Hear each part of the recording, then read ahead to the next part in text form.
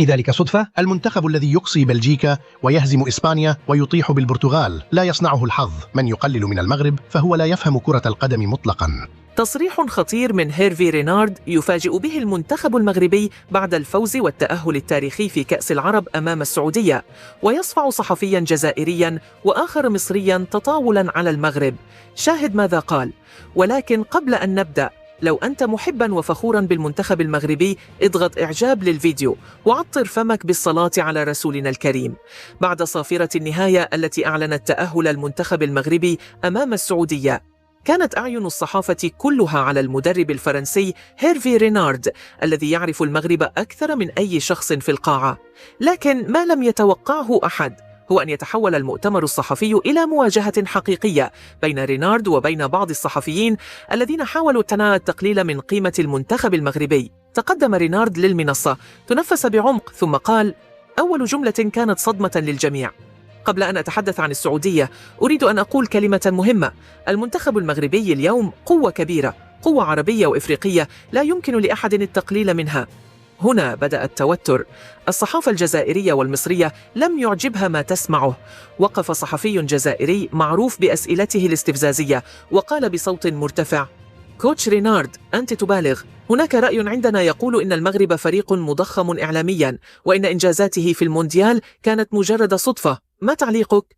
الجمهور همهم والكاميرات توجهت مباشرة نحو رينارد الذي تغيرت ملامحه بالكامل، ثم قال بحدة: صدفة؟ هل تعرف ما معنى الصدفة؟ الصدفة تحدث مرة، لكن المغرب لم يفعل شيئا واحدا فقط.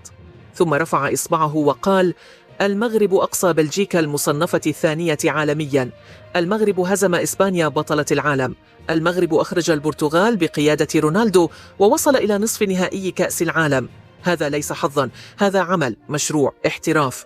الصحفي الجزائري حاول الرد، لكن رينارد قاطعه مباشرة: من يقلل من المغرب فهو لا يفهم كرة القدم الحديثة. سقطت القاعة في صمت تام، ثم رفع صحفي مصري يده وحاول هو أيضا التقليل من المغرب وقال: كابتن رينارد، هل تعتقد أن المغرب قادر على تكرار تلك الإنجازات؟ في إفريقيا يوجد مصر، كوت ديفوار، السنغال، أليست هذه المنتخبات أقوى؟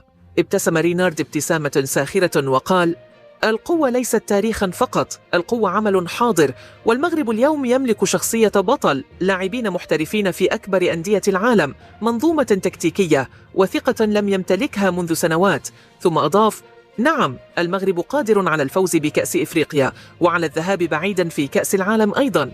هنا تغير الجو بالكامل. تحول المؤتمر من محاولة التشكيك في المغرب إلى اعتراف صريح من مدرب عالمي بالتطور الكبير. لكن المفاجأة الأكبر كانت في النهاية عندما قال رينارد جملة هزت مواقع التواصل: أنا لا أجامل المغرب لأنني دربته، أنا أقول الحقيقة. المغرب اليوم مشروع عالمي، منتخب قادر على الفوز على أي منتخب حتى لو كان اسمه البرازيل. ثم وقف وقال بجملة أخيرة أسكتت الجميع: احترموا المغرب، لأنه الآن من أقوى المنتخبات العربية والإفريقية بلا منافس.